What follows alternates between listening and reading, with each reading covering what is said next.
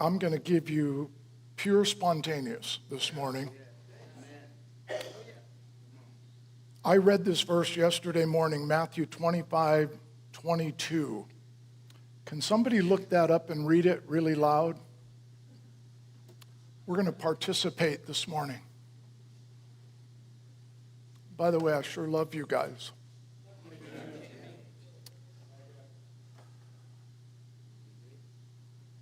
These guys hardly ever read their Bible. That's why it takes so long for them to find it. You got to read it really loud. Oh, we got someone back here. Go ahead. He also that hath received 2 talents came and said, Lord, now deliver us and use 2 talents for us. Maybe I got the wrong verse. Well, I'll tell you what it says. And this is what Jesus was saying. Because you've been faithful in a few things, I'm going to put you over many things. I've read that verse hundreds of times, I'm sure.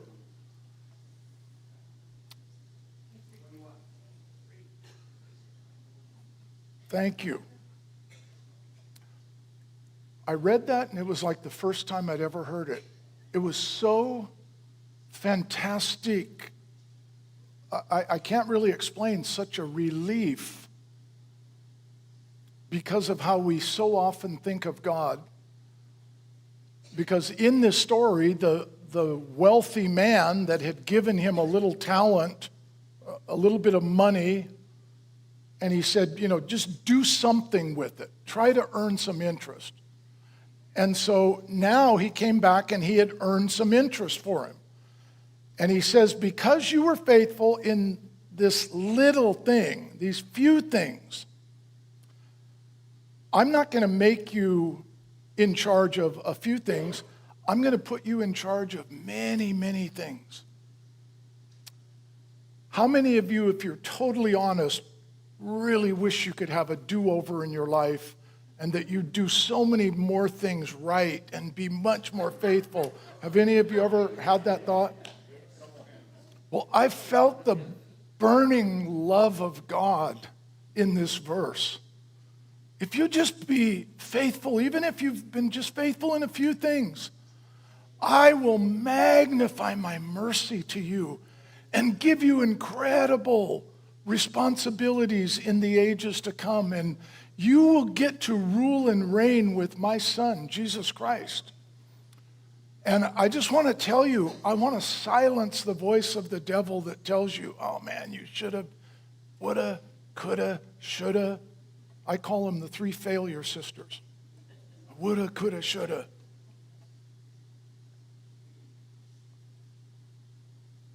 Do you think the devil likes this verse? No, he says because you've messed up even once, you're toast. God's so sick of you. You're never going to get to rule and reign with Christ. You'll barely be lucky to even still be alive. And it's a lie. I want you to read that again and look at it. Let it sink in. You've been faithful over a few things. We all go through battles. We challenge you a lot here, right? Yeah.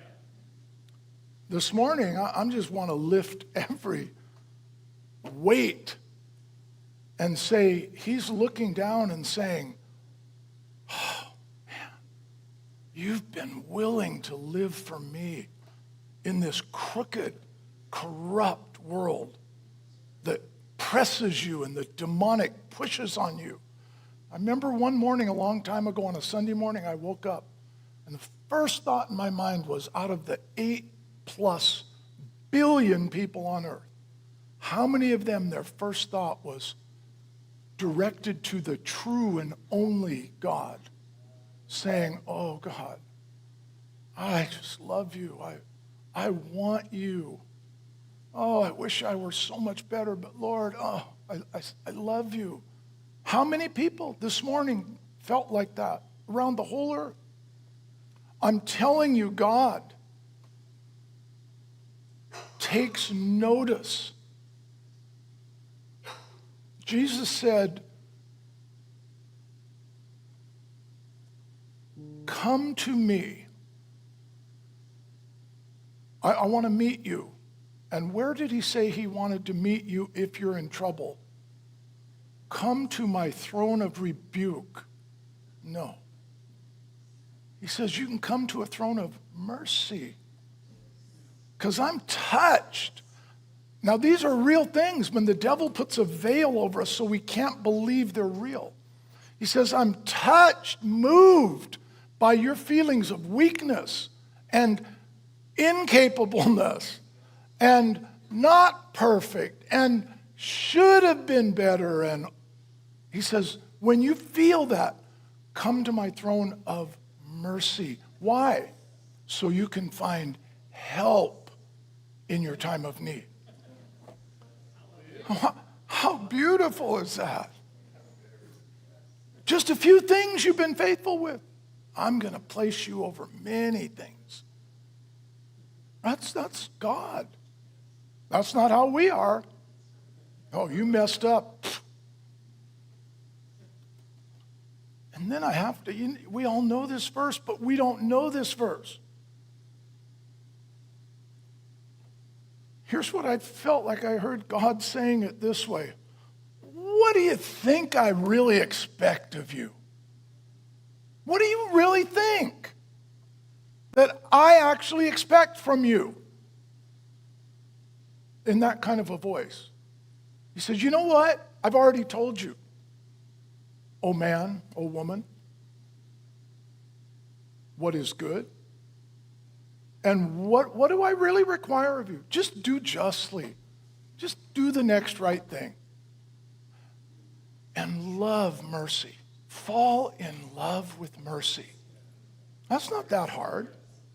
And then walk with me humbly. Just don't try to be big and cool and awesome and strong. Just walk humbly with your God. And then there's a period. We want to put a comma and add 78 things of what he requires. What does the Lord require of you? Just do justly. Treat people well. And love to have chances to show mercy. Look for ways to show mercy. And then just walk humbly with me. I feel his voice is like, well, what do you think I expect from you? That's why I told you that, because I knew you would lean on religion and come up with 1,000 things you're doing wrong. So I'm just trying to clear this up now. Really. Do you know God's mercy? I hope you hear this statement. I didn't make this up. This is from a spirit-filled Christian minister who had a really impactful ministry. And he began to feel discouraged and he was getting beat up. And he got seduced by a woman. And here's in his words, he said, for 7 long years, I went as far to the bottom as a man can go. I lived in such horrific sin. And then he wrote a book called The Mercy Book. How many of you have read that? Remember, it's one of the most powerful books I've ever read. One day he got a revelation of God's mercy. And early in the book, he makes the statement, mercy is God's supply system for every need in the universe. Now think about that. Mercy is God's supply system for every need.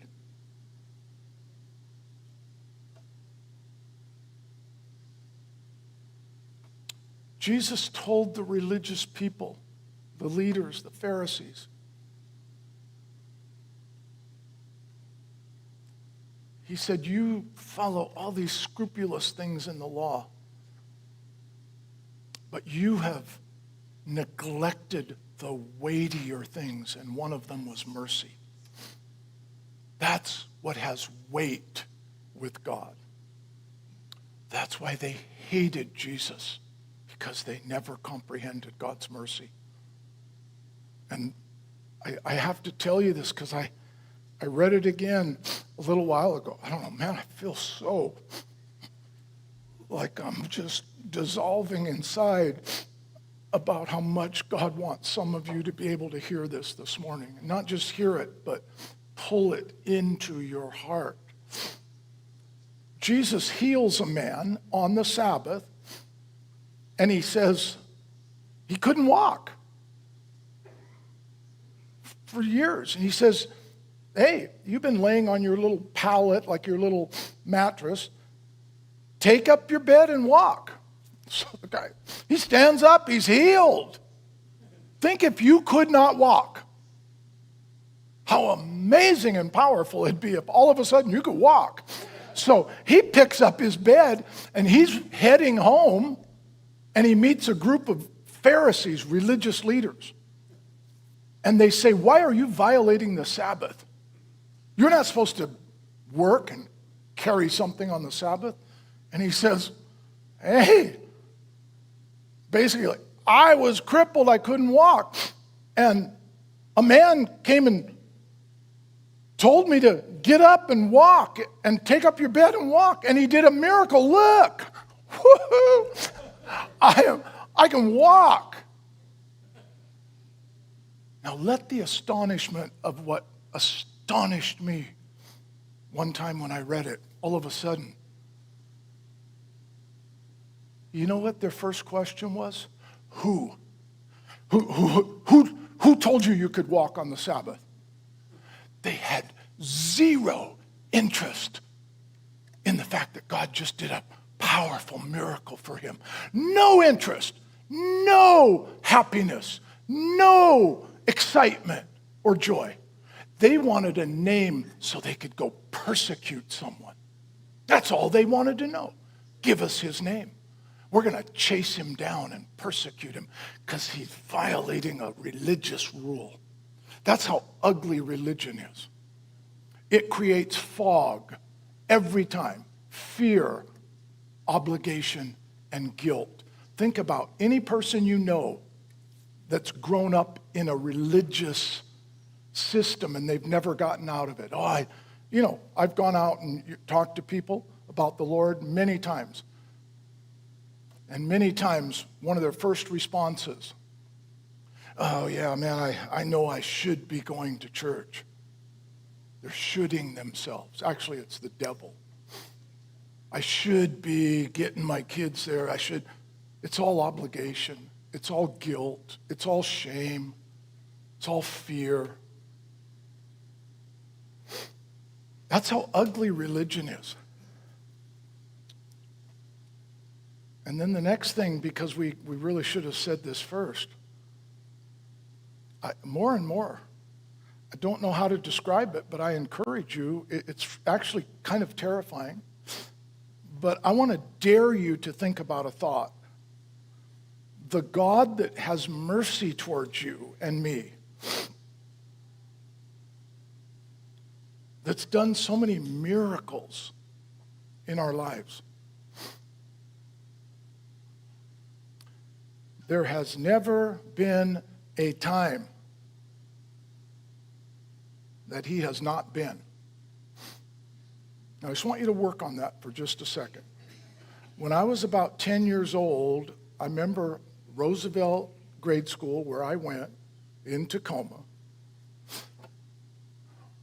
I remember summer day, just nothing was going on. I was laying on the grass at that school. I would probably play baseball in the morning or something. And I was looking at the clouds, and then I started thinking, God's always existed. Wow, God's always existed. I don't understand that at all.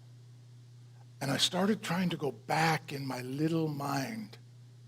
And I kept going back and back, like, how could he, like, who created God? Oh, but he wasn't created by some. Well, but how did he get there? Okay? And I'm being real serious. How did he get there? Everything has a beginning. Everything has a beginning. But apparently not God. You try to travel there, and this is really true. There's a great Far Side cartoon. It showed two mosquitoes on a guy's arm, and one of them had his, whatever they call that, proboscis or whatever, in the guy's arm, and he had drunk so much blood he was shaped like this. And his buddy's saying, pull out, you're gonna blow. And that's what I felt like. I had to pull out. I couldn't keep going. It was so overwhelming and like terrifying that God has never had a beginning. And so I don't ever want us to get used to, who is this God? And then right on top of that, I want to say this. This God that's always existed, spoke universes, galaxies, all the nano like we looked at a few weeks ago, and then the awesomeness of space and all of this. He says, I resist people that are proud, but I give extra loads of grace to those that are just humble. And I remember I read that one night and I thought, I looked up the word, resist. And I hope you'll get this. That word, when it says God resists the proud, the Greek word literally means to arrange armies against something. So if you're proud in your heart and you just keep walking in stubbornness and you can't hear anything from others and you can't, and you just walk in this pride, while you're sleeping at night, God is arranging armies against your life. And it's not going to be good. But if you'll just say, okay, God, I humble myself. Then when you mess up, and you will, and I will, the amount of discipline, consequences, judgment that should be commensurate with what you did, he says, I can't do it. He's so humble. I just have to give him more grace. That's what it means. I should just, right now. That was really bad. But he's so humble. It's like he's so cute. Like a baby. Like they're just so cute. That's what it's like to God's heart. And I remember he said this, and again, it struck me so powerfully one day. He says, to this man will I look. This is in the Old Testament. That's humble. That his heart feels broken and crushed about other people. And he describes just a man that's humble. And I thought, oh, the terror. It's like it's saying, God's walking along and then he turns and wants to look at us if we're just humble. And I thought, oh, how terrifying to be the man that he feels like he just has to turn his back to. And that unnerved me. Really, it did. And so it made me want to say, God, I am not very cool, but I really want to be humble the best I can. See, it doesn't take nearly as much to be humble as it takes to be always right and got it together. And, that takes a lot of work. To pose is hard. It's hard to pose all the time. I haven't thought of that word for like 50 years, but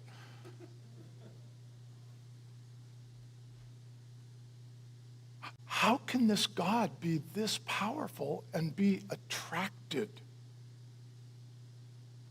to ones who are just humble? This is astonishing, really.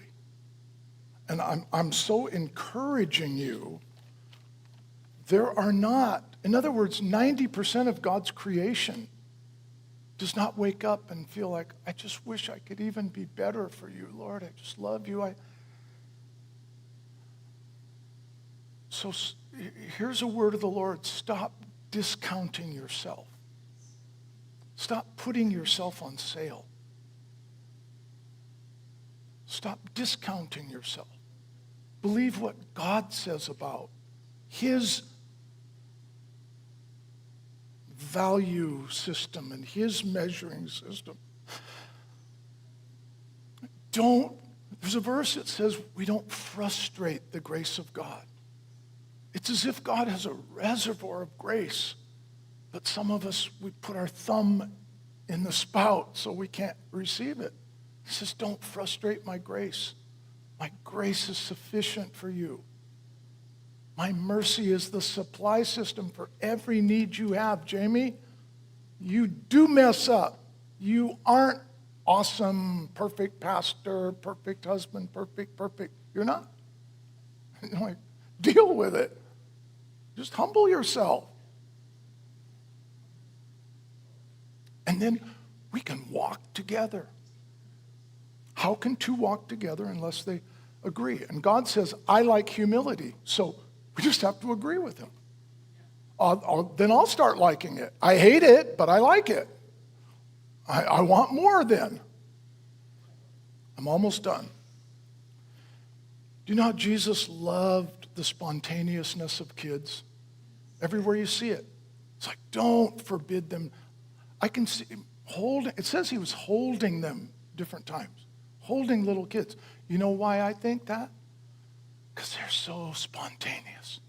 They're not all screwed up by life.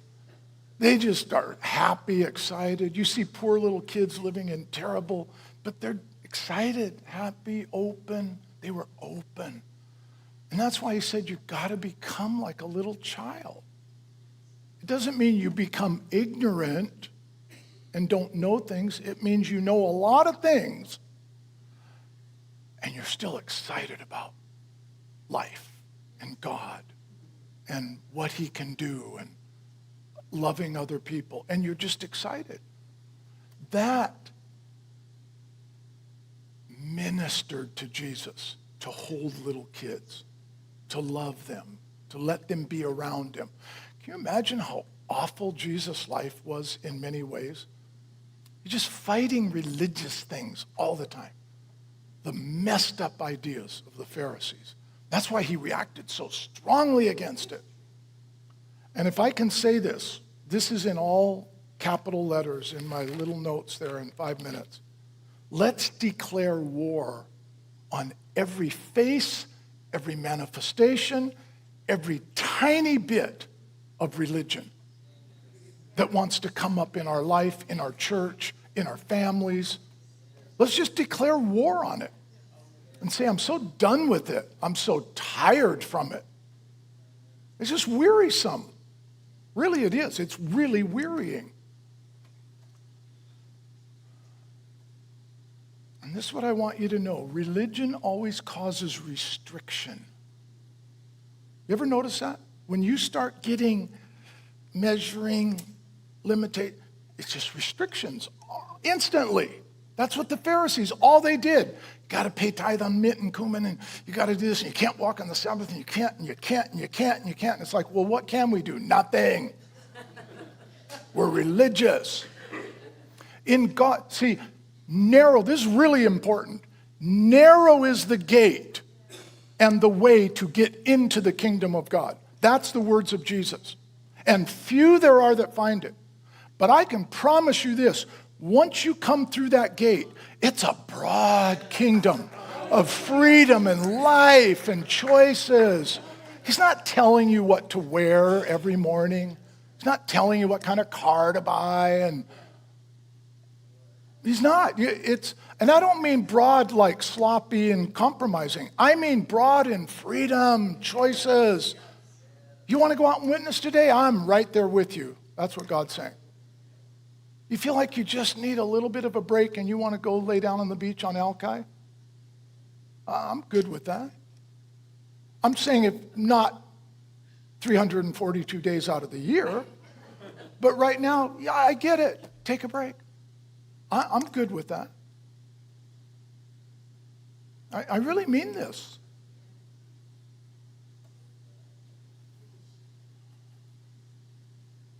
I like happy people. You know that? I think the longer I'm a pastor, the more I like happy people. I loved what Einstein said. I don't hang around with negative people because they have a problem for every solution. God has a solution for every problem. Religion makes us repetitive and boring and strict and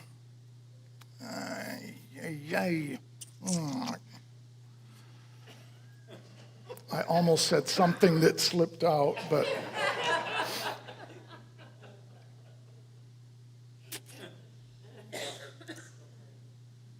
maybe I could get away with it. My assistant is